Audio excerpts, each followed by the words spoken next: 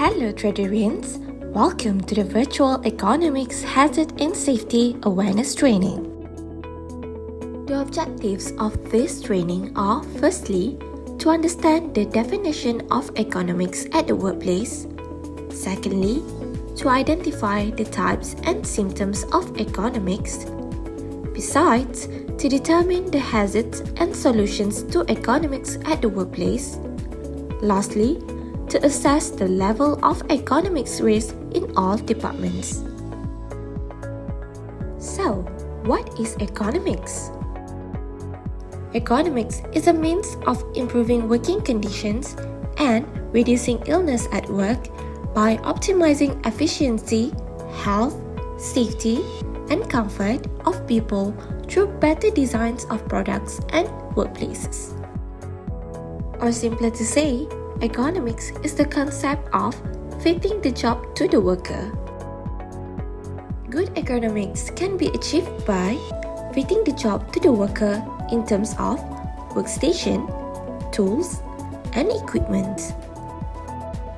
Economics is essential in terms of legal requirements, productivity, injuries, employee turnover, insurance cost, and absenteeism.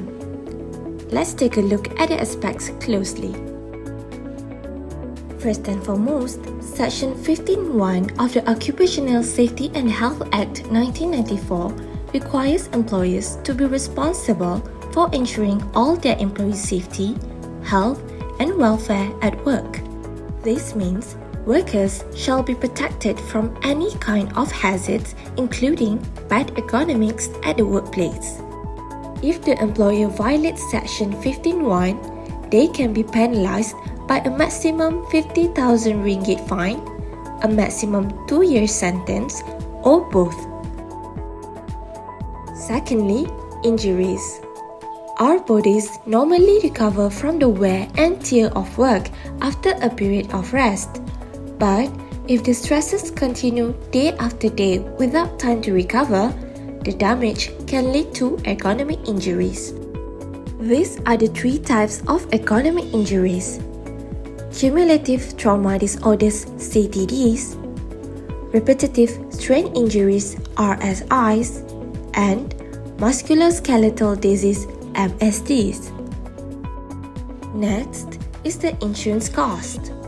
From the employee's perspective, the danger of not using economics in the workplace can be high, from employee injuries and chronic pain to higher insurance costs for their business. Employers also may find themselves paying higher workers' compensation benefits as well as possible liability for healthcare compensation and lawsuits. That adds up to both time and money that should not be wasted. Economics is all about making the work environment as conducive as possible to avoid long-term conditions that may affect an employee's well-being. Without proper economics, there is reduced productivity of the employees, which ends up increasing absenteeism and sick leaves. Besides, poor economics can lead to decreased morale and job satisfaction, which can result in high turnover rates and potentially impact the overall culture of the organization. Now, let's talk about the symptoms of musculoskeletal disorder (MSD). One of the symptoms of MSD is decreased range of motion, such as restricted or limited movement in the joints, such as the knee, elbow, wrist, neck, or shoulder. Similarly, abnormal formation of extremities, such as curled fingers or toes. Besides, noticeable decrease in grip strength, making it difficult to hold and lift objects. Additionally, a loss of muscle function or control, which can cause feelings of heaviness or clumsiness in the affected area. Other than that, fingers or toes turn white, and lastly, sensations such as pain, numbness, tingling, burning, cramping, or stiffness. There are many factors that can cause poor economics, but let's take a look at the common factors in the hospitality industry. Firstly, manual handling. Manual handling consists of three activities which are pushing, pulling, or carrying.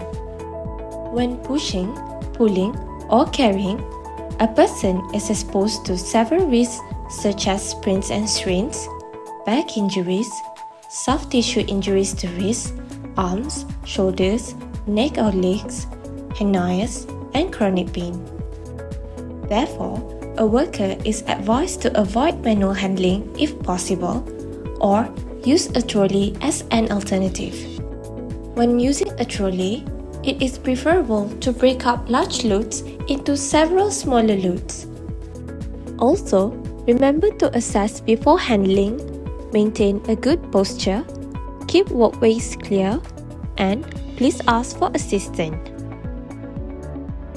When carrying a load, a worker must know the safe lifting technique.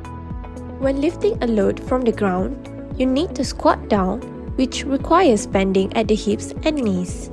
Make sure to hold the load as close to your body as possible. Then, slowly lift by strengthening your hips and knees.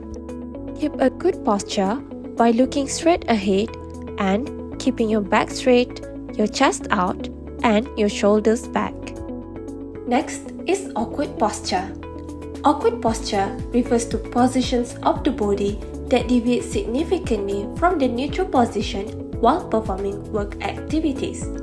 When you are in an awkward posture, muscles operate less efficiently and you expend more force to complete a task.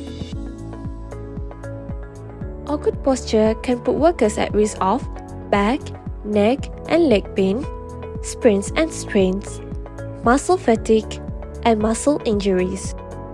To prevent awkward posture, one must maintain neutral position as much as possible by making sure to sit close to your work and frequently use materials within reach. Besides, avoid twisting and bending motions. If unavoidable, try alternating between bending, kneeling, sitting, and squatting. Lastly, use the help of tools if applicable. Last but not least is prolonged sitting and standing. Prolonged sitting and prolonged standing are related to various health risks such as low back pain, increase in blood pressure, cramp, and fatigue. To prevent this, adjust your workstation to make sure you maintain a good ergonomic posture. Alternatively, it is advisable to take 5 minutes break for every 1 hour. During that break, take the opportunity to do some exercise or stretches. Thank you for your attention to Ergonomics Awareness Training video.